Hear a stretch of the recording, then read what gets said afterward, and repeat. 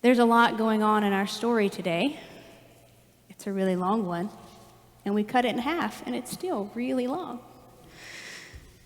In our story, Jesus is headed back towards Jerusalem in Judea, where folks in charge are really upset with him. He's got teachings and healings that people are really liking. He's got a following. A few chapters before, he was in Judea and they tried to stone him. Now he's headed back. And he's headed, as the text tells us, to check on Martha and Mary and Lazarus, whom he loves. There's so much richness in this text. We see Jesus greatly disturbed in spirit and moved by grief and loss. We can get with that. We hear it in our text twice, and not very many other places in our scriptures.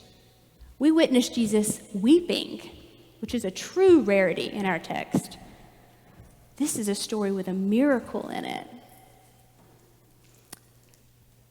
But if you read like I read, let's get for real. This is one of the original zombie stories. All right, I'm going to ask you to close your eyes. Those who know me know that I like to do this together. So go ahead, close your eyes. This is participatory sermon. We're going to put ourselves for just a minute into the story and imagine what it would be like to be Lazarus. If you don't feel safe to close your eyes, I invite you just to lower your gaze. Take a deep breath with me. Imagine your body bound. You can feel strips of cloth on your head, your wrists, your ankles. You can't really move. You can't see. You can't imagine a way out. You really can't imagine seeing the light again. Imagine the most profound darkness you've ever experienced. Maybe you're like me and you're from the country and you know what it's like late at night to not be able to see your hand in front of your face. Or what it's like in the basement when the power's out and you're stumbling around for a candle in the darkness. Imagine not seeing. Keep your eyes closed. In our text today, Lazarus was in the tomb for 4 days. The silence was deafening and the darkness was complete. And Martha tells us there was a stench. Take a deep breath. Now imagine someone you love, picture them in your mind, calling out to you to come out of the dark. Come out, come out, come out.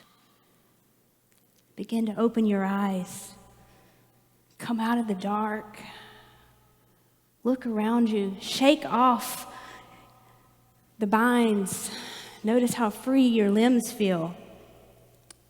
You are in the light, and you are not alone.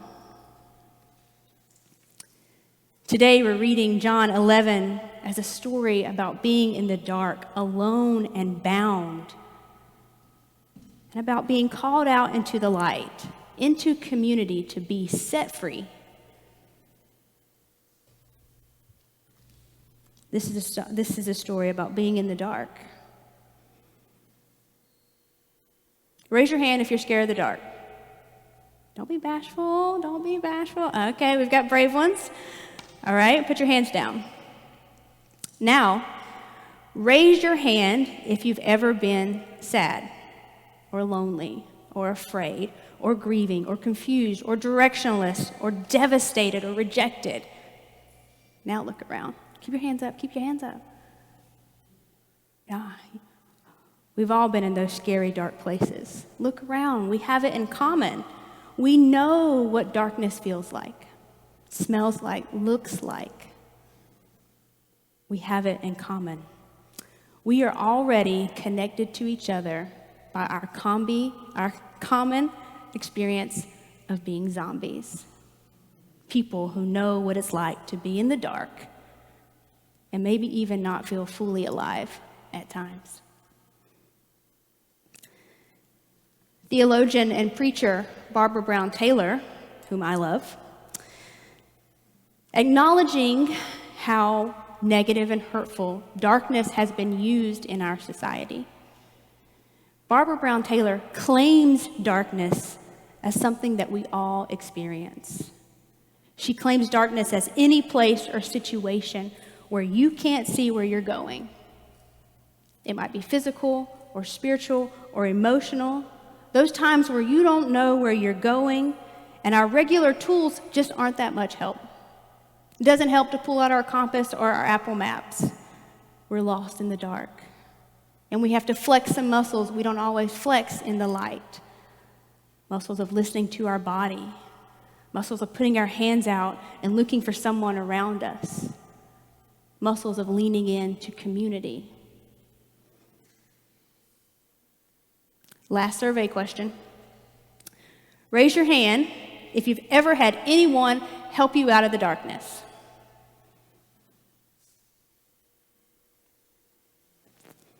Yeah.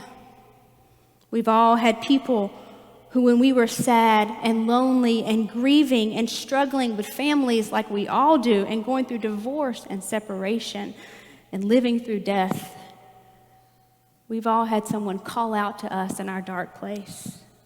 Maybe sit with us in our dark place. We are connected by being zombies, and we are connected by having experienced the antidote, the light and love of community. Don't get nervous, but we live in a zombie apocalypse. There are so many in our world who are stumbling around in the dark, feeling like there's no way out, looking and waiting. Even in our own little corner of the world, there are people stumbling in the dark. We have an epidemic of loneliness in this country. And as our modern lesson showed us today, we have an epidemic of division and fear that is hurling families and individuals into darkness and chaos. Can we, Virginia Highlands, be the antidote? In our text today, Jesus left Lazarus in the dark for 4 days. He left him in the dark.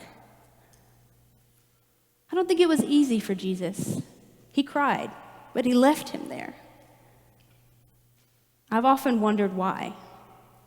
Why did Jesus delay and not come right away when Martha and Mary called for him? The text doesn't tell us, but the text does tell us that Jesus loved Lazarus and he wept at his death.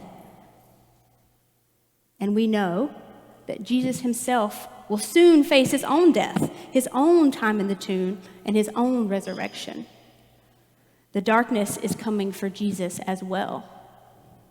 And he knows it. I used to be terrified of dying. And then my best friend Miles died. And death, though scary, isn't terrifying anymore. Miles did it, so can I. Lazarus did it, so can Jesus. Why does Jesus leave Lazarus to die and be in a tomb? We don't know for sure. The text doesn't tell us. But we do know from experience that darkness is less frightening when someone else who has been in it before is with us. Maybe Jesus needed someone to go into the darkness first and come out on the other side to let him know it's all right. To let him know that Good Friday is coming and Holy Saturday is lonely, but Easter Sunday is on the other side. Maybe even Jesus the Christ needed companionship in the dark. VHC is a unique place. It's a place of people who are willing to raise their hand and say, yes, we have stumbled around in the dark. It is a place of people who are willing to continue stumbling around in the dark to find others. This is a place of community, an antidote to the zombie apocalypse around us. The plot of all great zombie stories requires an antidote, something that restores life to the people of the story. In our text today, Jesus cries out to Lazarus, "Come out." And he calls the community around him to unbind him and let him go. Free him. I found the freeing light and community of Virginia Highlands in 2016. And it wasn't this blinding spotlight, but it was a flashlight that helped me navigate and continues to help me navigate my own way out of darkness, out of my own spiritual pain, out of conversion therapy and rejection, out of damnation, and into love. Lent, this time that we're in, can be an intentional time of sitting with some of our own darkness, a time of remembering what it's like to be a zombie. Because they say it takes one to know one. It takes someone who's traveled in the dark to lead someone else out. So be on the lookout for zombies around you, stumbling in the dark. Be on the lookout for your own zombie within, stumbling in the dark, waiting for someone to call out. This morning we're in a sacred place, this sacred space that can whisper and sometimes even shout, "Come out." A place where community can unbind you, calls us out of darkness and unbinds us from sexism and hierarchies and worthlessness and homophobia and transphobia and racism and all the racism and the isms that keep us in our tombs. Let's unbind them and set us free.